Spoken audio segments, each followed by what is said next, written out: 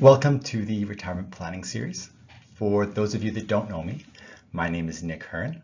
I hold the Certified Financial Planner and Chartered Financial Analyst designations, and I've been focused on retirement income planning since starting with RGF Integrated Wealth Management back in 2014. I break down the retirement planning process into 4 parts. Build retirement income framework, analyze retirement scenarios, assess retirement risks, and implement findings. Okay, part 1 of our retirement planning series, build retirement income framework. 4 steps to create your retirement income framework: your retirement structure, planning assumptions, reliable income, and retirement income gap. So this framework allows you to visualize your retirement and see how your cash flow can be used to fund your retirement. Before we can plan for retirement, we need to figure out what it is we're actually planning for. We often think of our retirement as retiring from work, but instead of looking at it that way and retiring from something, we want to retire to something. This brings us to our retirement vision. How do you want to spend your time in retirement? You may know exactly what you want your retirement to look like, or you may need to take some time and really reflect and think about it. The best way to understand the retirement planning process is through an example. Enter the samples. So the samples have spent some time thinking about their retirement and have a pretty good idea of what they want. John is ready to retire now, whereas Mary wants to ease into it. They expect their expenses will be a little bit lower when they're retired, but they're looking forward to doing some traveling. They don't see themselves living in their current home forever, and they'd like to help out their grandchildren with their education costs. When we first start thinking about retirement, it's a good idea to keep it high level and avoid getting caught up in the details. This allows us to focus on what it is we really want from retirement.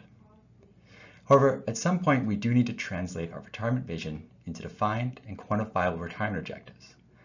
We sort these objectives down into 2 groups: retirement plans and retirement spending.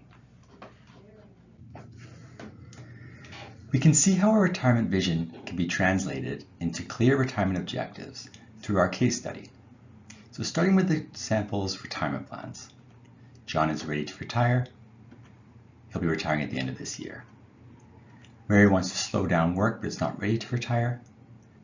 Mary will work part-time for 3 years at 50% of her current earnings.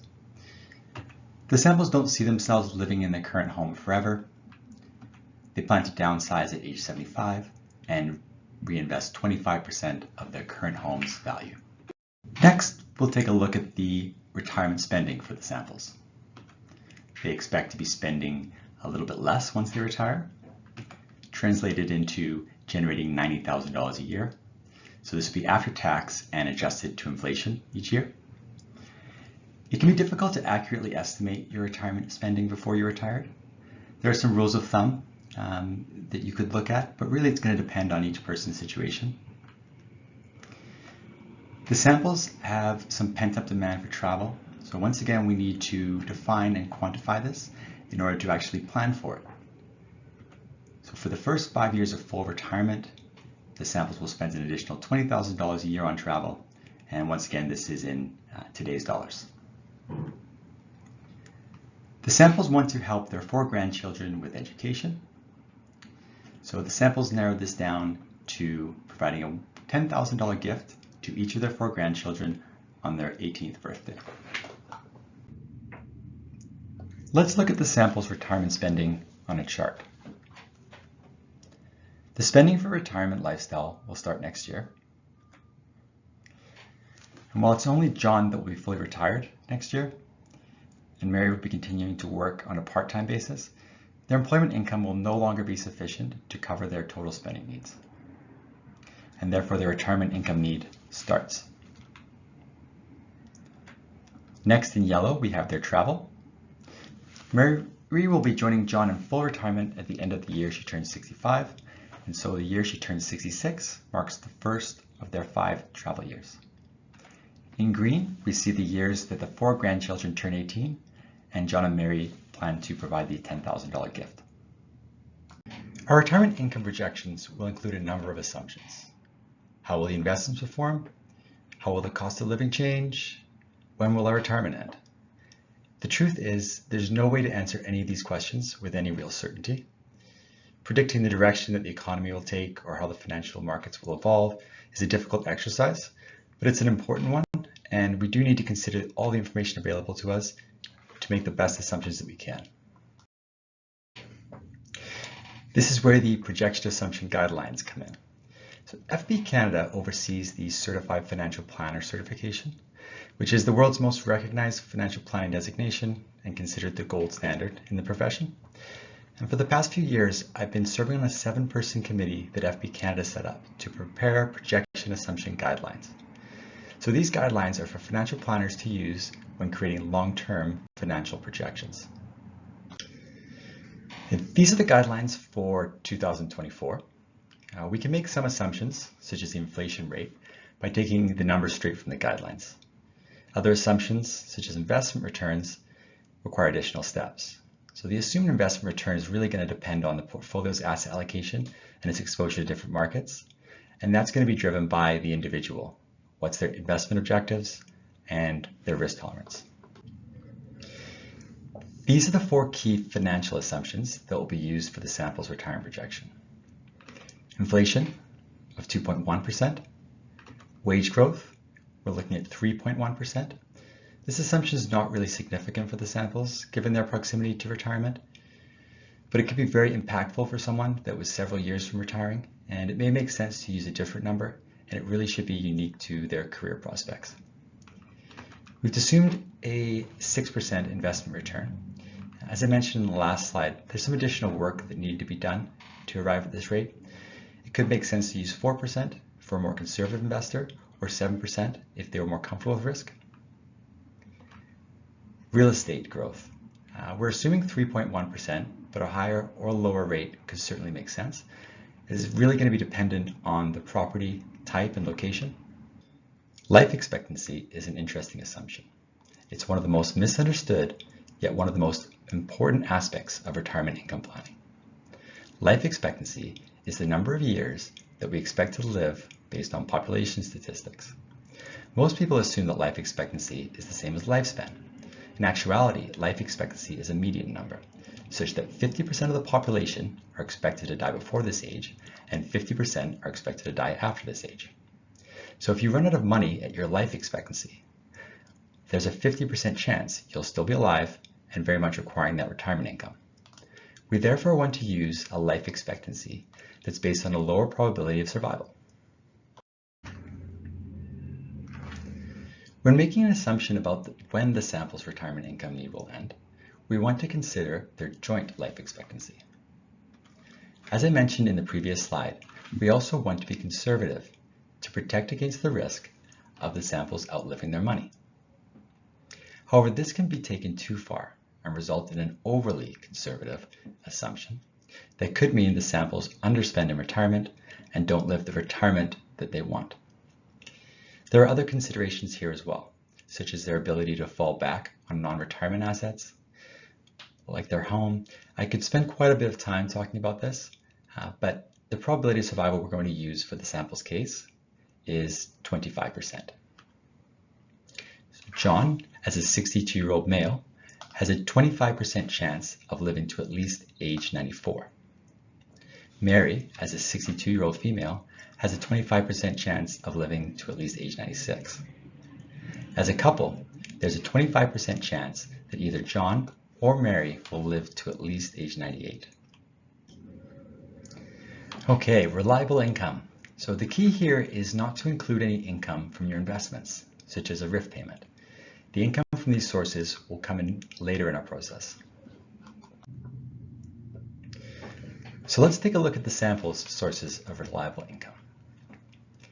Employment income, CPP, OAS, and Mary's employer pension.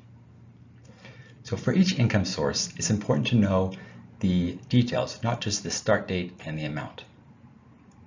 And this is particularly important for Mary's employer pension. If we look at the terms, it's joint lifetime, which is excellent. It means the benefit will continue until the couple's second passing. It's not indexed. This is also significant. So by their assumed retirement, the purchasing power of the $10,500 benefit will only be half or less than half of what it is today. While this is important, it will be captured in our projection, but what won't be captured in our projection, and is also just as important, is the risk of the pension. We need to look at the pension's funding ratio to see this, and then we need to make adjustments if there are concerns. So an underfunded pension doesn't have enough money in it to pay out all of the future benefits that are promised to employees. In that case, there's a real chance that the pension provider reduces payments partway through the sample's retirement. We want to project the reliable income over the assumed retirement period. And the income amounts are going to be after tax, which is what matters when we're looking to fund our spending. Employment income. We can see the drop off next year when John retires and Mary semi-retires.